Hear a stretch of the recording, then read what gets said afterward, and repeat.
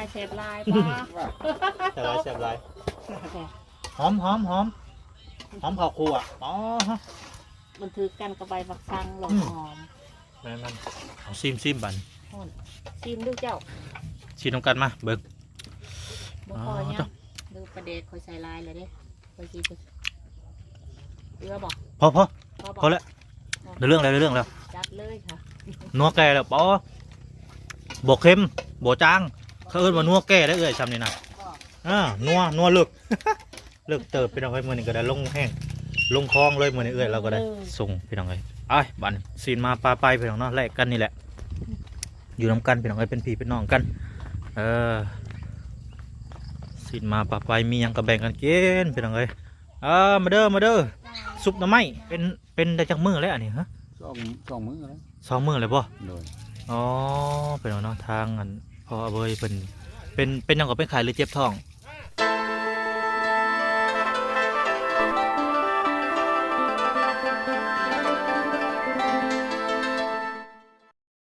น้องพี่น้องมาพบมาพอในกัน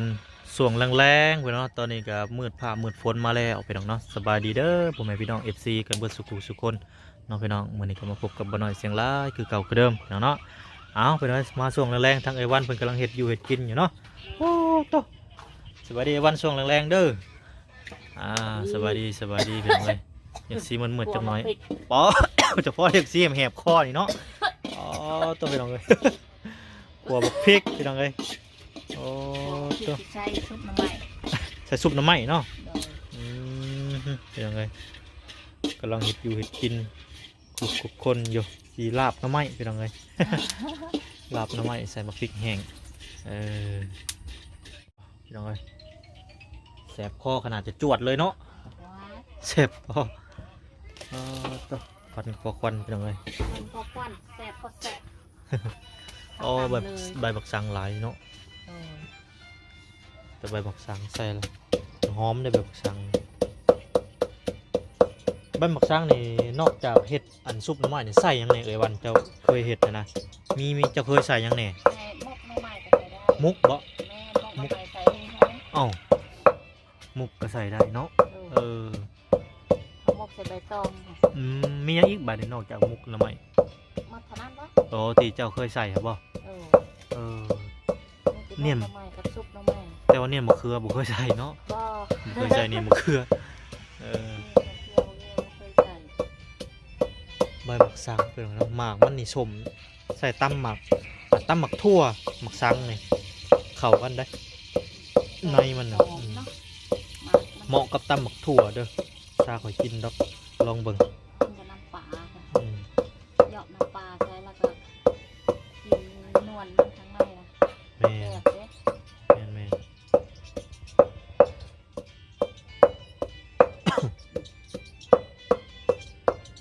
น้อยบดพริกใส่ซุปน้ำไม้กินตะแรงนะน้ำยีนางบ่นะใส่จักห่อ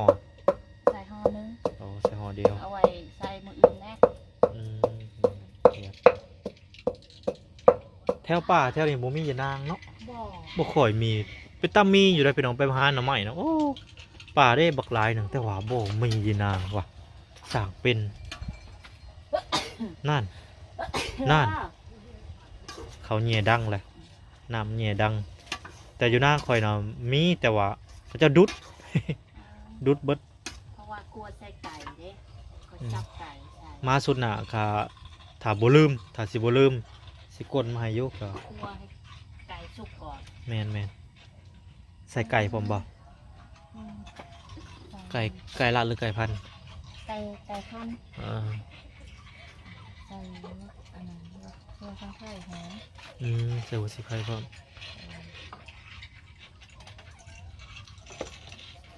ต้มเป็นชุบเลย ครบเมนูหน่อไม้ตอนแรงกินหน่อไม้กับข้าวย่ำมื้อเช้าก็กินข้าวกับหน่อไม้พี่น้องเอ้ยลบไปลบมาเฮ็ดได้ซะมันมีตัวนี้เนาะอาหารเฮามันก็บ่หลายแต่มันทันฮอดยามมันเดี๋ยวก็หลายเองดอกเดี๋ยวก็ฮอดยามเฮ็ดอีกพี่น้องเอ้ยบัดนี้เฮ็ดดินเฮ็ดหญ้าเฮ็ดละโงกแถวโคกออกบะหินหมักหินเฮ็ดละโงกน้อยละโงกเหลืองแล้วบัดนี้แล้วก็มีอีกเนาะบัดนี้ สิออกมานี่นอกจากอันนั้นที่เรานี่ก็มีแล้วออกแล้วจักยังแน่เนาะแถวป่าแถวดงที่เฮายังบ่ทันออกขึ้นบ่ชอดว่ะเฮ็ดนี่เฮ็ดป่วยยังสิออกอยู่เลยนี่เนาะยังมี เขาว่าเขาก็หาเฮ็ด เอ้า ปวกได้เด้ แม่นบ่ แม่ ยังมีอีกได้ชุดหนึ่งเนาะ นี่แหละ อืม ปวกน้อยอันนี้ปวกดำๆค่ะ เออ มันอยู่ตามโพน อ่า โอ้ยมื้ออื่นให้เกี่ยวไปหาหลอกบึง ลองเบิ่งเพอมัน ว่าได้ที่เขาไปห้าม อ่า เขามาทางนี้ พอมันก็เอาเนี่ยนะมือนี่ก็ได้ แม่น เริ่มเอาฝนตกบอนนี่เจ้าเคยกินบ่เฮ็ดผึ่งคมๆฮะดอกแหล่ๆนะ เคยกิน ป้าคมคักกะลี่น่ะเนาะ แม่น ต้องได้ต้มลายน้ำได้น่ะ ต้มลายน้ำแต่ว่าเขากินหันบกคมบ่เขากินน้ำบก ปัดโทข่อยเคยกินเธอหนึ่งแกงแบบแป้งบ่ได้ลายน้ำเด้แกงน้ำเดียวแล้วอะโก้ยคือสิเบื่อนี่ เนาะ คมติดปากติดคอ แม่น แล้วเขาว่าต้มลายน้ำก้อนเขาว่าต้มใส่หยังวะใส่ใบซีดาบ่เพื่อมันจืดไว้ บอก แม่นต้มใส่ใบซีดาแล้วจืดไว้พุ่นน่ะ กล้วยหันเด้ สอง ปา สาม นกล้วย อืม ใส่ เนี่ยผ่านๆละได้มันยังก็ได้นะคันเนี้ยผ่านๆใบซีดาก็ผ่านบ่กล้วยกามกล้วยดิบมันเนาะ แม่น มันผ่านเด้ มากกล้วยให้ใส่แล้ว เออ ก็ขม ต้องเป็นหมากเลยแต่ผู้ถนัดอันสูตรเป็นว่าสูตรได้ที่ว่ามันดับอันขมมาเห็ดไปเลยต้ม2 3 4น้ำก็ได้คอยบัดกินน้ำเวียดพากิน อันมันยังพัดใส่ซีนใส่หยังบ่คักอยู่ได้พัดใส่ซีนใส่เนื้อ เฮ็ดนะบอก แม่เฮ็ดคมมาพัดใส่เวียดมักกินพัดเด้กินกับข้าวหุงข้าวเจ้าเพิ่นนั่นแหละ บอก ส่วนรายเวียดมักกินเลยวันอีเมพากินมันกินน้ำอีเมเลยอันเฮ็ดคมอะอีเมน่ะกินน้ำเวียดมาหล่อซื้อเด้ อ๋อ หล่อซื้อลีดีรอเด้เฮ็ดคมตะกี้โอ้ยซื้อเฮ็ดยังในป่าวิกอะนะบ่มีไผเอาใด ปลาวิกเด้ เต็มอยู่มันบ่มีไผเอาบ่กล้ากินมันขม ออกมาเอา ก็เจ้าดุด เคยกินคือกัน ก็จะปลูกกกวิกอ๋อเป็นกระสอบเขาเอาแม่น ทั้งสีหาบมาเป็นกระสอบเลย บางคนซื้อเป็นโลค่ายทหารบัดนี้เขาซื้อได้ไปให้ทหารกิน เพราะว่าทหารไผก็สิเข้าใจน้องพี่น้องเพราะว่าทุกข์ก็อยู่หันสุขก็อยู่หันอันนี้ได้เป็นทหารนี่เนาะกินสารพัดเลยได้แล้ววันนี้ซื้อไปให้ทหารก็จะเอามาซื้อเลาะซื้อข่อยก็เคยเก็บขายได้เอ้ยช่วงก่อนยังถ้าได้เขาอันประจำการเฮ็ด YouTube เคยไปเก็บขายกันได้ข่อยก็ได้ม่วนได้บัดออกมาเดินบ่ม่วนบัด มันหนัก มันย่อกันคู่กับกระเป๋าอะหนักโคตรหนักเลยป๊า เป็น ด แผ่นเลยเนาะ โอ้ยเก็บม่วนคือยังนี่เลยเป็นแผ่นป๊อดตัว ให้เล็กน้อย มันม่วนน้ำที่ว่าเก็บขายให้แล้วเป็นราคา ตอนมันออกแล้วบ่มีไผเอาเลยสะอ้อนจะซื้อแต่ว่าเก็บกับบ่ม่วนบัดนี้ ค่อยก็กินเขาก็มากินได้หันเจ้าสิกินแซ่บนั่นเจ้าต้ม อืม ให้มันจืดแล้วก็ลาบ ลาบ ก้อย ก้อย บีบมะนาวใส่บ่มี อ๋อ ขม อันนี้ข่อยก็เคยกินน้ำเมียข่อยก็พากินก้อยแหละเคยกินครั้งแรกข่อยก็ได้แซ่บอยู่ได้เอ่ย แม่นใส่ แซ่บ ข้าว แซ่ คั่ บ วใส่หอมใส่ เออ มะพริกน้ำปลาร้าเหยาะใส่ แม่น โอ้ เขาว่าใส่ใบเบิ่งใบหมักอันสังเยาได้ปะจ๊ะ ไม่เห็นยังก็อยากใส่แต่ใบบักสังเด้นี่ก็ได้อยู่หมักใบบักสังเด้ จ้าก็มากินเนาะ แม่นโอ้ยข่อยก็ใหญ่น้ำเฮ็ดน้ำฮ้อนแหละแต่น้อยๆก็ได้ กินกับปูกับแป้งกันนั่นแหละ เพ เอ้ ราะ ย ว่าอันนั้นผักซังเลยเจ้าก็มา แม่นใบบักสังข่อยกินได้หมักแห้งกินกับอันซุปน้ำไหม้นะว่าโทแห้งคักเลย ขนาด ก้อยนั่นก้อยนี่ข่อยก็ยังอยากลองใส่อะแต่บ่กล้าใส่มันบ่คือมันบ่แม่นแนวมันเด้ซุปน้ำไหม้ถือซุปห้อยก้อยห้อยบ่แม่นแม่งว่าเนี่ยมักคือ อยากใส่ใบบักชังบ่แล่นี่ก็ได้เนี่ยมักเด้อย่ามันถึกบ่แม่นถึกสูตรมันเด้ จ้าประกล้าศกินเป็นไรเนาะ แม่นบ่กล้ากินมันบ่แม่นสูตรมัน ก็ซุปน้ำไหม้นี่ถึกแห้ง อืม วิกเฮ็ดเพิ่นแล้วเวลามันออกตามโปรมือเนาะโอ้ อืม มวนอะไรเก็บคุณมาแล้วบาทนี่ เฮ็ด ได้ยินเสียงแล้ว ทั้งอดีมันมาเลยพี่น้องเนาะ ยังบางตัว มีแตะบักแตงบ่โอ้ แต่คนเดียวตัวเล่นสิ ก็ว่าเพิ่งถั่วเขาก็ว่าเอา อืมฮึใส่ใบบักชังแล้วพี่น้องบัดนี้ครับ นี่มันจะถือหอนมันสิหอม ตัวร้ายซุปน้ำมันนี่บ่ได้ใส่หยังหลายนะเนาะใส่หลายมันก็สิเพี้ยนแม่นก็ได้ใช้หยังร้ายได้น้ำปลาร้าเขาก็ต้มใส่น้ำกันแล้ว ซุปแบบธรรมชาติ คือกันกับแกงหน่อไม้อะไรเนาะ แม่ ถ้าเขาใส่นั่นใส่นี่แบบเต็มอยู่เพี้ยนเลยคอยซื้อกินอยู่เซโปนตอนนั้นโอ้ยว่ะ เบิ่งเด้อ บ่ได้ เอา โดย นี่ยังอันนี้เอาไม่ใช่กระปุกปิ้งนัวปุกปิ้งนัวอยู่ใช่ พี่โมเมนต์อันนี้ปุ๊กน้ำตาลน่ะนี่บ่โอ้นี่ดิเป็นไรเป็นไรโอ้ยสู้พี่น้องเลยบอกซื้อรถใส่ข้าวคั่วพร้อมลาบน้ำไม้พี่น้องเลยลาบก็ได้นะนี่ก้อยน้ำไม้ ก้อยน้ำไม้ แล้วแต่เพิ่นสิพี่น้องสุกก็ว่าก้อยก็ว่ากันไป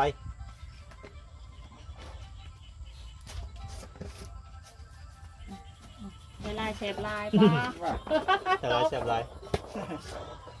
มันบุนัวมันก็แสบเนาะ แม่น มันกะนัวนะทำบุนัวแล้ว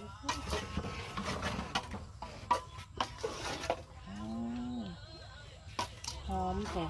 หอมข้าวคั่วอ๋อฮะ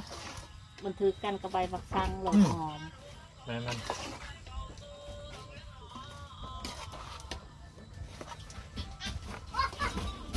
เอาซิมบัน ชิมดูเจ้า ชิมน้ำกันมาเบิ่ง บ่พอเนี่ยดูประเด็กคอยใส่ลายเลยเด้คอยชีเรือบอก พอ พอ พอแล้วเรื่องแล้ว จัดเลยค่ะ นัวแก่แล้วปอบกเค็มบจางเขาเอิ้นว่านัวแก่ได้ซ้ำนี่นะนัวเลิก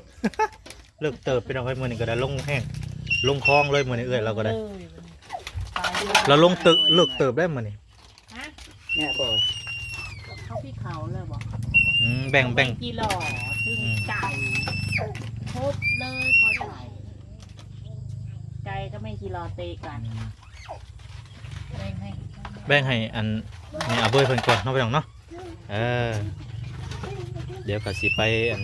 เยี่ยมยามทางอันน้องเอาเบยเพิ่นก่อนเนาะตอนนี้เพราะว่าทางพ่อเพิ่นกับไข่เนาะพี่น้องเป็นไข่แน่ไอ้วันเพิ่นไปส่งพี่น้องเอ้ยบัดซีนมาปลาไปพี่น้องเนาะแลกกันนี่แหละอยู่นํกันพี่น้องเอ้ยเป็นพี่เป็นน้องกันซีนมาปลาไปมีหยังก็แบ่งกันกินพี่น้องเอ้ยมาเด้อซุปหน่อไม้ ขวดจิรอบ่โดยพี่น้องนะทางแม่เพิ่นกำลังสิอาบน้ำน้องพี่น้องตอนนี้ก็ทางพ่อเพิ่นก็ลุกแล้วเนาะสบายดีเด้อทางพ่อเบยเด้อโอ้เป็นจังไดเนาะอากาศเนาะใครแน่แล้วบ่เป็นได้จักมื้อแล้วอันนี้ฮะ สองมื้อแล้ว 2 มื้อแล้วบ่ โดย อ๋อพี่น้องเนาะทางอันพ่อเบยเพิ่นเป็นหยังก็เป็นไข้หรือเจ็บท้อง ใครเนี่ยจุดกล้อง เจ็บท้อง โดย อ๋อไข้ก็เป็นน้ โดย ำคือว่าแหละเจ็บท้องก็ต้องมีไข้น้ำเลยเพราะว่ามันห่างกายเฮาอ่อนเพลียเนาะพ่อเนาะ โดย กินข้าวกินยาแล้วบ่หรือจังใดหรือยัง กินแล้ว กินแล้วเนาะซื้อยายังมากินน่ะซื้อหูจักบ่ยาดีเจ็บท้องบ่หรือว่ายาดีไข้ โดย โอ้แต่ยาดีเจ็บท้องได้ซะบ่ได้ซื้อบ่ ยังบริสุทธิ์ อ๋อยังบ่ได้ซื้อเนาะแต่ว่าเจ็บบ่ตอนนี้เจ็บบ่ บ่ธรรมดา ธรรมดาแล้วเนาะฮู้บ่ว่ากินหยังผิด กินไปทั่วไปเด้กินยัง กินทั่วไปเลยเนาะ โดย จักสิว่าจังได๋พี่น้องนั้นมันก็เลือกบ่ได้เพราะว่าเฮาก็บ่มีกินเนาะ แม่ แม่นบ่ แม่ จักสิจังไดพี่น้องจำเป็นนั่นแหละเนี่ยมันจำเป็นจักสิเลือกได้บ่แม่นเฮาบ่แม่นคนมีเงินเนาะ โดย ก็กินไปตามอันธรรมชาตินี่แหละพี่น้องมีปูกีปลากินเขียดกินกบกินเขียดไปมีหน่อไม้หน่อตอกนั่นแหละ โดย มะเขือเนาะ โดย นี่แหละ กินไป จักสิพิษหยังก็บ่ฮู้ จักสิพิษ กัน ยัง จักสิพิษหยังเนาะ หมูมีแล้วกินไป แม่นบ่มีก็กินไปพี่น้องเอ้ยจำเป็น เฮ็ดได้แหละเจ็บท้องก็ก็ซื้อยามากินเนาะ โดย เทื่อหน้าเขาว่าเขาฮู้ว่ากินนั่นกินนี่พิษก็จังสิว่าแยกแยะออก อันนี้บ่ฮู้เลยเนาะ โอ้โหกิน บ่ฮู้เลยกินมั่วเลย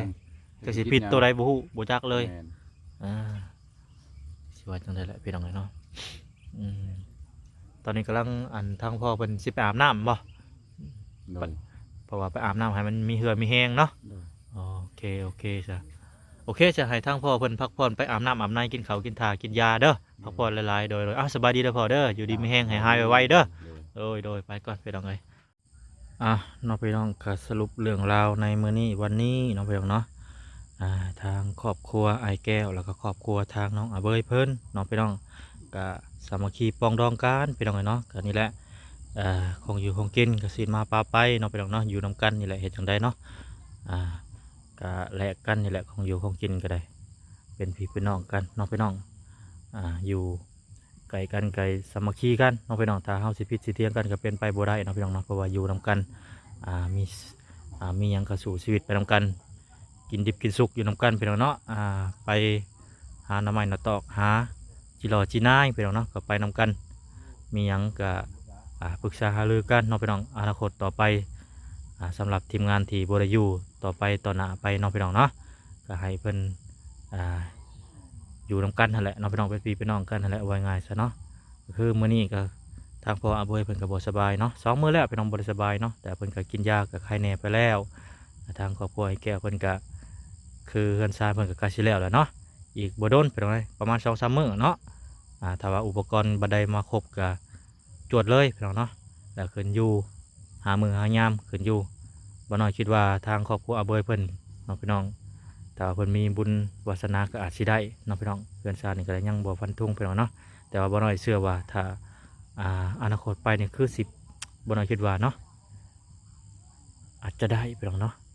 เฮือนเรื่องของน้ำพี่น้องเนาะก็รอหับชมมาฟังน้ำกันพี่น้องเนาะบ่น้อยก็แค่เดาๆไปซื่อพี่น้องเนาะมาพิจารณากันซื่อแต่หรือบ่ได้ครับถ้าเบิ่ง EP ต่อไปพี่น้องเนาะอัปเดตกันไปเรื่อยๆเบิ่งกันไปยาวๆพี่น้องเนาะว่า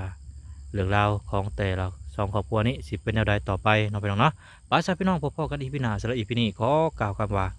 สบายดีพี่น้องสบายดี